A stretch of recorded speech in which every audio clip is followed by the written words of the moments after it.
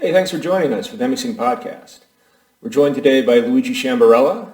He is also the guest for episode 7 of this podcast, so he returns today to discuss his new album, Senses Initiated Lucid Dreaming. Luigi is a licensed and accredited hypnotherapist working in the UK. He is also a guest trainer and outreach trainer for the Monroe Institute. You can find him online at TMI UK_Luigi. Be sure to also follow us online.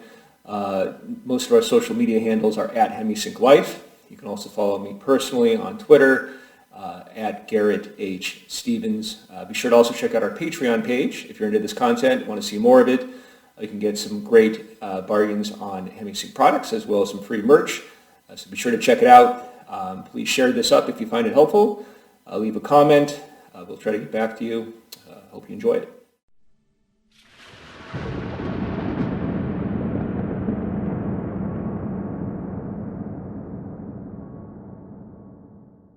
Luigi, thanks for joining us once again. Pleasure. So it's been a while since we last spoke, a couple years really. And so I decided it would be helpful for the folks listening to kind of briefly go into the various types of lucid dreaming before we kind of discuss what we're actually doing in this latest album that we're putting out with you. Okay, yep, good place to start. So yeah, it has been a couple of years since we did the Wake Initiated or Wake Induced Lucid Dreaming album. So to kind of give a general overview, first of all, lucid dreaming is a dream in which you know you're dreaming while it's happening. So this isn't just a vividly remembered dream, but something that you're conscious of while you're in it. And this has kind of grown actually a lot in the last few years in terms of the popular culture embracing it. So there's a lot more stuff out there about lucid dreaming and what you can do with it and the promise of a better tomorrow. And then people try the techniques and struggle a little bit. But, you know, some people, to begin with, play around with the state. So they become conscious that they're dreaming and they decide to fly or run around screaming, and then the dream ends because they got all excited. And then you repeat that process. The typical way that people have lucid dreams is by waking up during the dream because something just surprises them. So they're just going about their business. A dinosaur comes in and they say, wait a minute, dinosaurs don't exist in this reality. So, oh, I'm dreaming. And that surprise kicks open the lucidity and they go and do whatever they want. Or at least that's the idea. That falls into what we call the dream-induced or dream-initiated lucid dreaming camp. And that's the typical way that people lucid dream, as I've just said. And the reason why I wanted to put an album together which targeted the other camp, which is the wake-initiated processes, is because the dream-induced methods are, they're a lot more reliant on something happening in the dream to promote lucidity. So it's a little bit less trainable than the wake initiated methods, because with the wake initiated methods, you start from the waking state. And by giving your mind something to do as your body relaxes, you can gently, very gently lower yourself into the dream state without losing consciousness. So it seems a more difficult method, and it often is described that way. But with the technology that we're using, we can slowly guide the brainwaves closer and closer to the dream state anyway, and we can get the body to fall asleep quite quickly. So it just gives the mind a little bit more of a chance to notice where it is. Of course, it's something that needs to be practiced. Because every day, every night that you're not practicing lucidity, you're practicing non-lucidity. So there isn't this kind of choice whether, oh, well, I'll do lucid dreaming practice tonight or not. When you're just falling asleep without any awareness, then you're training non-awareness in the dream and sleep states. So that's what the wake initiated methods are trying to do, to keep that thread of awareness going. What it means is that there usually isn't such a big surprise when you become aware that you're dreaming, because you're there while the dream's being constructed. So usually it's quite faint, it's vague. You might hear some things happening or sense something in your body, you get flashes of images, and bit by bit the dream starts to build itself up. Whereas in the dream initiated scenarios, you find yourself in a fully formed dream. Mm-hmm. What that means, though, is that you have less control in a dream initiated scenario, because you're surprised in it. And so whatever plan you had, it might or might not work because you're just distracted by the content. Whereas with awake initiated, you can make a plan and go into it much more smoothly. And also, So, you become aware during the dream, like just kind of the surprise and shock of it kind of destabilizes the dream when you wake up, right? So it's not. yep, it can do. And I would say, use both. Use both, because one is trusting the unconscious that it's going to come and help you out, and the other one is actually strengthening this mindfulness muscle that we can use in the daytime, that actually helps us in the daytime as well to be more present and aware of what's going on around us, that then we can take into the nighttime as well. So it's conscious, unconscious mind both working together and coming together in the nighttime. So I'm not saying that one is better than the other, but one certainly, the wake initiated has, I would say, more of a waking state benefit than the dream initiated methods, which the waking state activity to promote the dream initiated techniques require a lot of what we call reality checks. So things like pushing a finger through the hand, or looking out for things called dream signs, or things that are impossible in the dream. So every time you notice a particular person who comes up in the dream, for instance, you would do a reality check in the daytime, and so on. That does help a little bit with mindfulness in the daytime, but it very much has the goal of then helping you to become lucid at night. And what we're trying to do here is build a sort of day and night process of being more present, being more awake, being more aware. And that's why I tend to favor the awake initiated methods. But they're the two broad camps. And then there's sort of hybrid techniques, which is what this one that we're about to launch is. So Fascinating. So this one is called senses initiated lucid dreaming. So, it is, yes. Yeah. And so we're once again kind of giving the analytical mind something to do, as we're kind of accessing the hypnagogic state. Yes. But this time through sensing, through using our sensory faculties, but kind of fine tuning them. Yes. And there's information coming in all the time through all of our senses.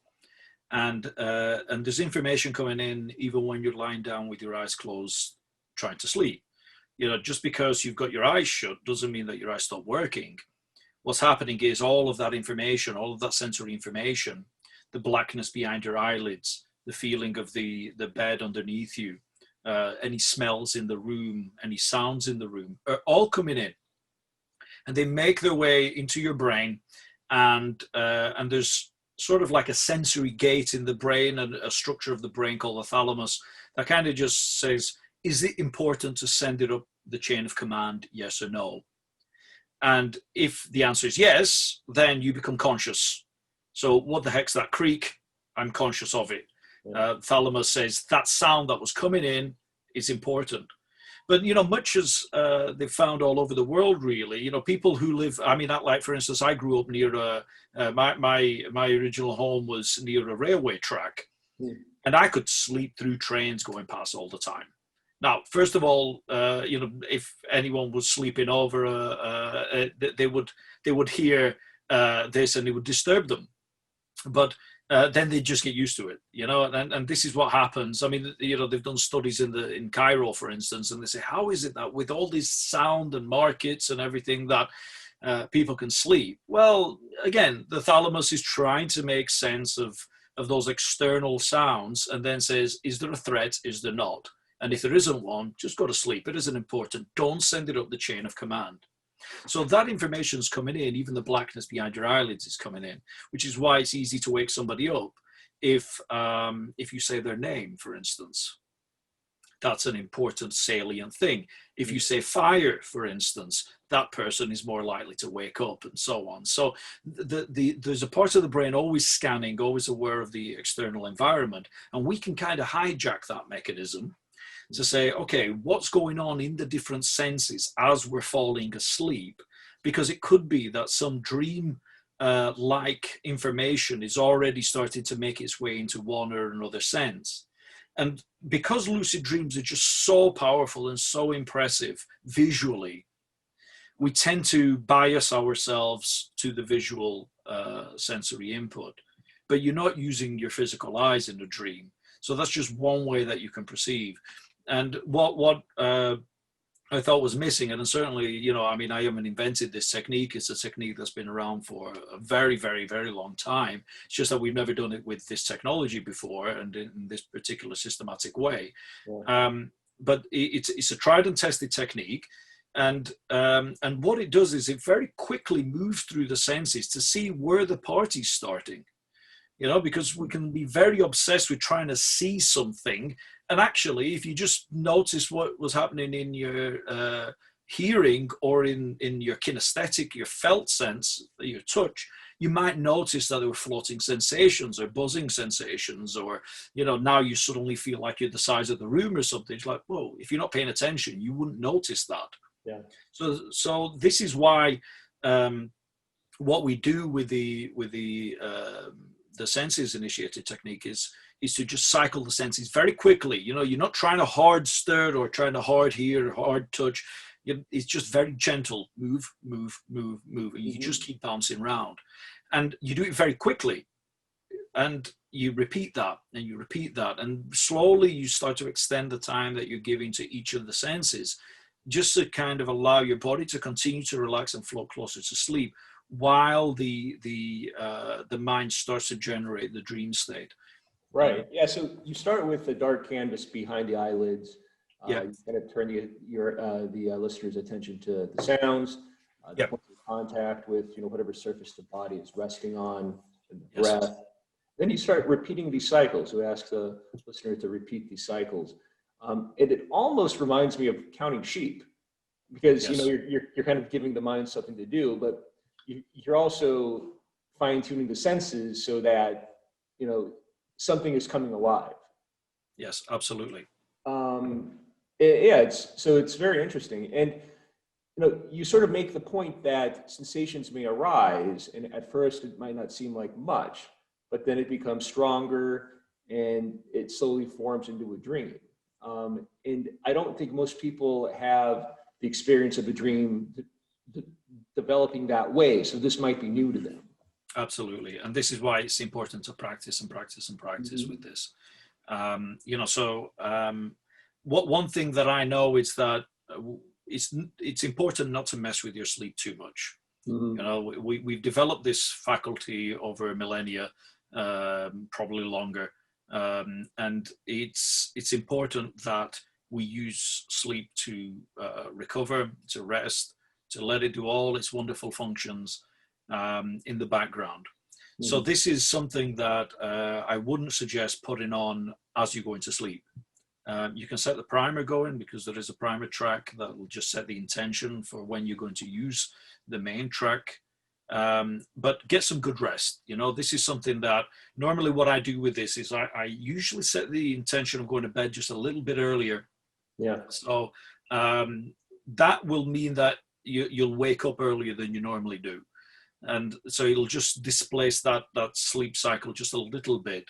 But what it'll mean is that I will wake up during the night, and you can prompt this a little bit. You know, you can have a big glass of water if you want before you go to sleep.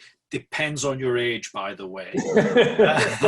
I just got to say that as a big sort of disclaimer. You know, if you find yourself waking up in the middle of the night needing the bathroom anyway, don't do the big glass of water thing. Yeah. Exactly. I don't want to interrupt your night too much. This is the point. Look after yourself, work with your own rhythms. But the idea is that you've slept for at least 4.5 hours, 6 hours. So that's 3-4 sleep cycles. That's got most of your delta refreshing, invigorating deep sleep out of the way. Your physical recovery is taking place in that time. So now the next part of the night is going to be more REM rich. You're going to have a lot more dreaming going on in that, which is why we're targeting that area. So it'll mean that not only do you become more lucid in that time, but you can do more with your lucidity. You know, if you the REM periods in the first half of the night, for instance, can last like 5 minutes. Yeah, you can become lucid, absolutely, but in 5 minutes, you're a little bit rushed to carry out your plan and so on. So, you know, let's target the ones that last about 30, 40 minutes, which are the ones just before you normally wake up. So I normally get up, visit the bathroom. Obviously, that big glass of water really helps with that process. And then I stay up for about 5 or 10 minutes. And that's deliberate. I'm just trying to re-engage the frontal lobe, that critical faculty of mind that's going to help me to recognize that I'm dreaming. I want to wake that up a little bit. So that might involve just being up for 5 or 10 minutes, reading something. Try not to read Facebook feeds and other things that might rile you up, and don't look at the news.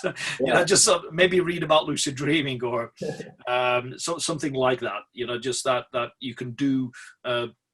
Or possibly something that you can do even with a bit of low light so that you don't wake yourself too much, especially if you struggle to get back to sleep afterwards. So this is something that you'll have to play around with a little bit, but then listen to the track, go back into bed, put yourself in a position that you normally don't fall asleep in. So for instance, I'm a side sleeper. So I would lie on my back with the headphones on just to start the process of doing the cycling. And the reason why I do that is because I don't want to fall asleep too quickly, because I'm conditioned to fall asleep on my side. So I just want to slow that process down. And this is what we're doing. We're slowing down the re-entry into sleep long enough for you to then take your conscious mind with you into the dream as it's forming. And, you know, this can be a little bit weird. If you've not had this before, dreams that are being built up are different to dreams when they're fully formed. Because dreams, when they're fully formed, yes, they can have total fantasy elements, but they kind of are like this, you know, in this waking reality. They have gravity and whatever else, and I'm a body looking out into a world of objects and so on. Dreams that are being formed can do different things. They can distort perceptions in many, many different ways. Things that we call hypnagogic imagery can arise. So this is like, you know, patterns of light, webs, blobs of things, flashes of an image, an eye looking at you, all kinds of weird stuff that don't really have any sort of cohesive narrative, you know. And when these happen, you might get excited. Oh, whoa, what was that? Relax, keep cycling.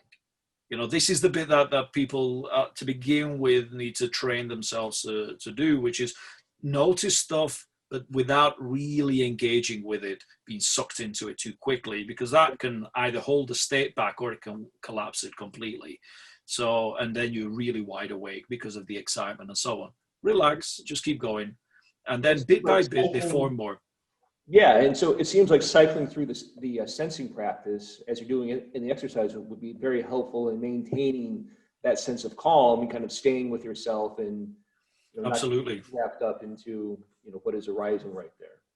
Yeah, absolutely. And, you know, the track itself might sound a bit monotonous.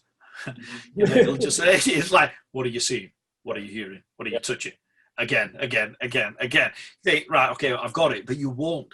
When you're in that space, you'll start drifting. You'll start thinking all kinds of weird and wonderful things. And those prompts are just there to keep you on task. And then I'll shut up. Which is also a wonderful thing. You know, my wife tells me all the time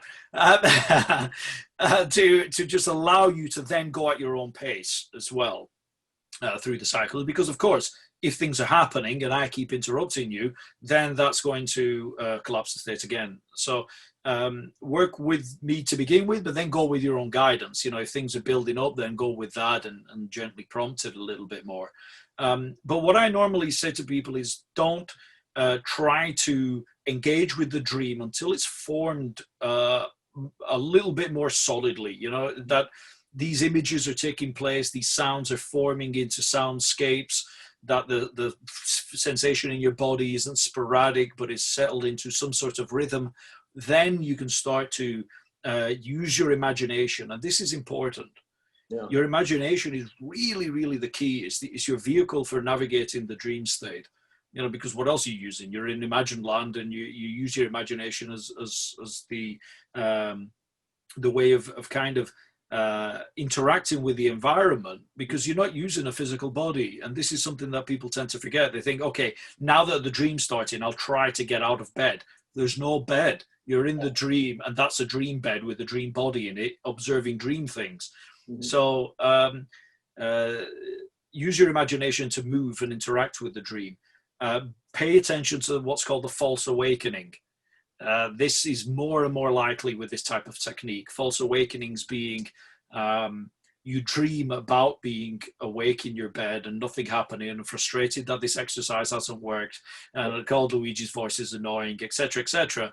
And then you actually get up to go to the bathroom, and suddenly you're outside, and you think, what the heck? And then you suddenly awake again. So this can become more and more likely as you cycle in your senses, because where you're not paying attention, the dream has a canvas to project itself onto. Yeah. So that's another reason why we're cycling the senses, because while you're paying attention to the physical sense, then in the visual modality, your dream can build more. So when you return to it, oh, there's something going on. And now in the auditory sense, it's got time to build up some sort of sounds, some soundscapes and so on. And in the physical sense, it's got opportunity to build. So we're allowing the dream consciousness to project itself into the sense that you're not paying attention to, which is also a wonderful thing to do, because what it means is when you do become lucid, you'll be more immersed in it. All of your senses will be online, rather than which something that some lucid dreamers report, which is that they see the dream, but they can't interact with it in any way. They don't have a body, and they're just like a floating mind observing a dream state, which is nice. You could still interpret the dream and interact with it in other ways, but it's not as an embodied experience as maybe an experience when you use this type of technique, because you're focusing on the body, the body sense, the hearing sense, and the visual. Then when you're lucid in it, you'll have all of that with you. Yeah. So it makes it a more immersive experience. This is intriguing, because it seems like we're really blurring the lines here between, dreaming / lucid dreaming and just kind of meditative transcendent practice in general, and the types of experiences you can have in these expanded states. And so folks that maybe have a hard time putting on the headphones and listening to an exercise and finding that not much is happening, this could be very helpful for them, because they are leveraging also the types of imagery that comes up in the dream state, in the hypnagogic state, and kind of marrying it with sort of a conscious meditative exercise, if that makes any sense. Yeah, absolutely. And similarly, folks that maybe don't have great dream recall, they'll go to bed and they'll wake up and say, nothing happened last night. This is helping them to become more aware during these liminal states. Absolutely. Yeah. And as I said, it's practice, practice, practice. Yeah. This is, it's slowing down that process that maybe some of us have out of habit, which is just to put your head on the pillow and just disappear. Mm-hmm. The door is always open every single night. We dream 5 or 6 times a night. Mm-hmm. And so the target is pretty huge, actually. And so doing something like this isn't going to disturb your sleep too much. If it does, then break off the technique for a bit. I wouldn't say that this is something that you do rigidly. Yeah. Be gentle with yourself and work with your own rhythms. If you're feeling fatigued, then give it a rest. But what it's doing is, as you're saying, that it's really building up your mindfulness. Yeah. It's really building up your meditation practice, and utilizing the nighttime, is utilizing your dream state, and also trust your dream consciousness that it will help you out. There are greater parts of yourself, your inner self or total self, however you want to call it, that can give you a hand here. So this is also something that you can set as some sort of affirmation before you go to sleep at night, that you're paying attention and you would like some assistance with this particular technique, or have more awareness in the nighttime. And bit by bit, you start to become more complete in your practice, rather than just having this very cognitive, conscious self trying to work it all out. Because if it could, it would have done it already. So what we're talking about here is increasing a faculty that maybe we've ignored. And certainly the nighttime, we're so used to just delegating everything to the unconscious without even knowing we're doing it, that here we're saying, hey, show me what you're doing, you being your inner self. And that's interesting that you threw out 5 to 6 dreams per night, because when I journal, once I get up to about 6 dreams per night, I feel like I'm getting everything.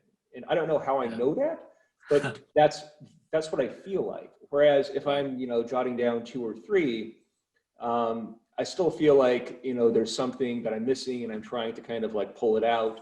But it maybe just doesn't quite come. But yeah, 5 or 6, maybe 7. And, the dividing lines between when one dream stops and the other one begins is somewhat arbitrary, but that is where I feel like I'm kind of getting absolutely. But, you can also build that into whatever affirmation you give to your unconscious. It's like, okay, if you've got a message for me, then present it to me in a way that I'll understand. And dreams are incredibly patient. They will repeat the same message over and over for nights upon nights, for weeks on weeks, months on months if needed. So if you've missed one, don't worry. It'll come to you in some other way. Your unconscious will change the scene. It was doing the cowboy scene last time. Now it's going to do the Game of Thrones one. It'll just change all the outfits and all the characters just to get the same message across to you. So, this is also another thing that we can do here. This isn't only about, and I'm glad you kind of brought that up there, Garrett. This isn't only about lucid dreaming, but about raising your dream awareness in general, so that you know what's going on while you're lying down for those 7, 8 hours, 9 hours during the night. There's a load of information that's coming in that we often discount. And here you can bring more awareness to it. So you get fragments of things that actually build up pieces of a jigsaw that can actually be really useful for you. So you mentioned recurring dreams, and your day job is as a licensed hypnotherapist, working with clients. Yes. And so I'm wondering, kind of how COVID has impacted that. As you mentioned, recurring dreams, this one dream that I keep having, I wake up, I'm in a car with a bunch of other people, windows are rolled up, and I suddenly realize nobody's wearing a mask. I'm like, shit, no one's wearing a mask. Are you driving? Are you the driver? No, I'm not though. I'm just the passenger. Okay. So that usually wakes me up. But I'm just wondering kind of what you're seeing with your, in your day-to-day practice. So my day-to-day practice, yes, it's a hypno-psychotherapist. So I use, I'm a psychotherapist who sometimes uses hypnosis in my work, and I use a lot of different modalities as an integrative psychotherapist. And dream work is one of the things that I utilize with certain types of clients, because not everyone remembers their dreams. Not everyone wants to work with that. Some are very solution focused. They have very practical things, procrastination and that sort of thing. So I just tweak the therapy to the client rather than the other way around. The COVID situation has changed things, I would say. I've had a lot more clients with anxiety issues at this moment in time. You've probably seen it with the sales of anxiety things and relaxation, probably. And I mean, those tools are just excellent, actually. Not to do a big sales pitch or anything like that, but I've recommended things like deep 10 relaxation and those types of tools, just de-stress, to sound sleeper, those kind of things, just to help people do the basics again, which have kind of been thrown out a little bit in this period, because there's a lot of uncertainty, and that will show itself in the dreams. So uncertainty can also arise in this idea of being in control of yourself and your environment, and what a wonderful metaphor, being in a car full of people and not having control of that situation. And you're not the driver either, so the key would be to sort of say, okay, what do I need in this moment in time to get myself back in the driving seat? So one of the things I like to do with my clients who would report a dream like that is to to use imaginative play to actually place them back into that dream scenario in the waking state, and then dream the dream on. So you would use your imagination under hypnosis, but also in a very light trance, to then take yourself back in the car, pull over, you get in the driving seat, drive on, everybody wears a mask. Where does it want to go, this dream? And you might find some information about your current situation from that Right. type of process. So that is also a classic lucid dreaming technique, right? You wake up, Yes. you kind of put yourself back in the dream. Yeah. Absolutely. I've got some clients, or at least I had some clients who had recurring dreams, especially nightmares, because nightmares have kind of cranked up at this particular time. And nightmares really, as debilitating as they might seem, and as difficult as they are to approach, are your dream's way of highlighting that there's something that needs to be brought into integration in your life. So because it's a part of you, it's a part of yourself, kind of getting your attention in usually quite obvious, sometimes grotesque ways. Yeah. And you're not going to forget that. You know, people, even with poor recall, remember nightmares incredibly well. Yes. The emotion is there, the sense in the body is there, what was going on, who they were with, the general feeling of dread or whatever it was, and they can remember it incredibly well. And then that actually creates a wonderful container and pattern for the dream to repeat, because we don't want it, and so we're thinking about it, and we're thinking about the thing we don't want, and by doing that we actually create the conditions for it to repeat. Right. Which happens in physical life too. Absolutely. Yeah. So this is where you know, I haven't had a nightmare for maybe about 15 years, because it was just such an easy way to become lucid. I'd have a nightmare, and first of all it'd be like, oh my god, what the, and then I go, oh great, a nightmare, now I can really feel myself back in there, I can think about it. And when I become lucid in this, you know, what would I have noticed that would actually have helped me to realize that I was dreaming? Right. Because there's usually something ridiculous in that scenario that just isn't physically possible here. Right. You know, it could just be the environment itself, who you're with or whatever.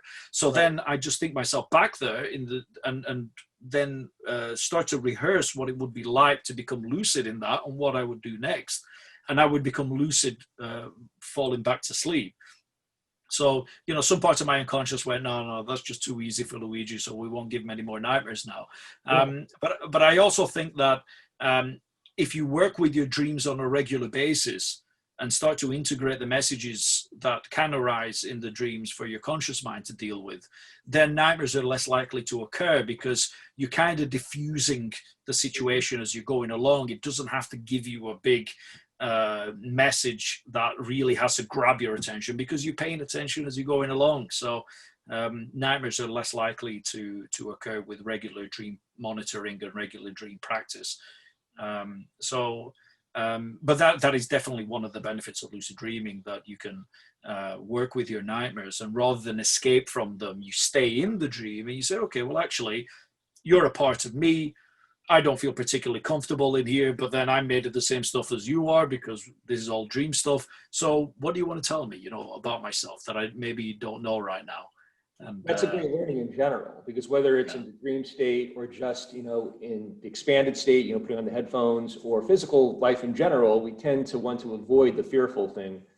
And the fearful thing is usually a teacher of some sort that needs to be worked with, seen, impact. And these non-physical realities are actually a very safe way, or a very safe place to do that. Yes, and it's a simulated reality, the lucid dream. You know, we can really try out a lot of things that maybe we wouldn't feel so comfortable with in the waking state. I've worked with clients who have problems with public speaking, and they've rehearsed them in lucid dreams. I've done that myself. You know, that they've got some sort of big event coming up, whether it's a sporting thing or a presentation to a group, just anything that you need to rehearse in physical reality. If you do it in the dream, you could do it in a virtual reality, which is going to feel very similar to the waking state. And so you can have the crowd that boos you, And you go, okay, I'm just going to sit with the booze and just feel what that's like, you know, and okay, that's my worst case scenario. Now I'm over that a little bit. Or like people have used it for getting over phobias, you know, so they'll let a spider crawl on their hand and merge with them or something like that. Mhm. And then it's like, okay, actually, yeah, I'm made of the same stuff. I feel comfortable with this. Maybe I don't want a tarantula crawling over my face, but I can happily be in a room with a spider, for instance. Yeah. So this can also be that systematic desensitization, as they often describe it in therapy, of allowing yourself to be with the thing that you're afraid of. And then, you know, kind of say, actually, yeah, it's okay to be in the presence of that. I feel safe here. The worst case scenario is you wake up. Yeah. You know, and that's about as much as it's going to get. You know, you can't be killed in the dream.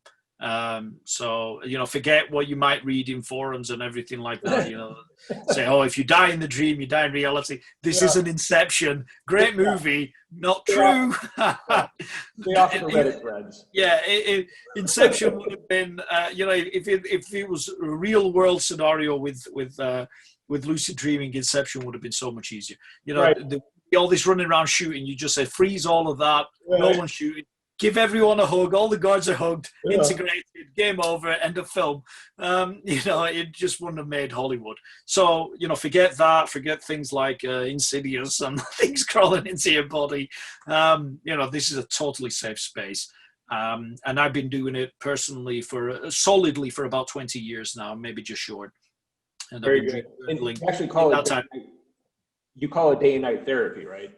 Yeah, that's what I call my therapy. Yeah, absolutely. And you know, because what I've found is that you know, with the work that I do with the Monroe Institute and with the Hemi-Sync tools and so on, is that we spend a lot of time going in and building up the inner self and the inner resources, which are really vital. And obviously they're a wonderful resource. Well, what I also in the personal practice wanted to build up was this idea that your conscious mind can actually do lots of really cool stuff too. So let's build up the cognitive tools that can actually support the unconscious tools, and then the whole thing becomes more conscious. So this is you know, kind of stretching, expanding the conscious mind to include some of the things that are happening automatically behind the scenes. And so the practices of the day can absolutely focus on your cognitions and thoughts, behaviors, actions, and belief systems, and so on.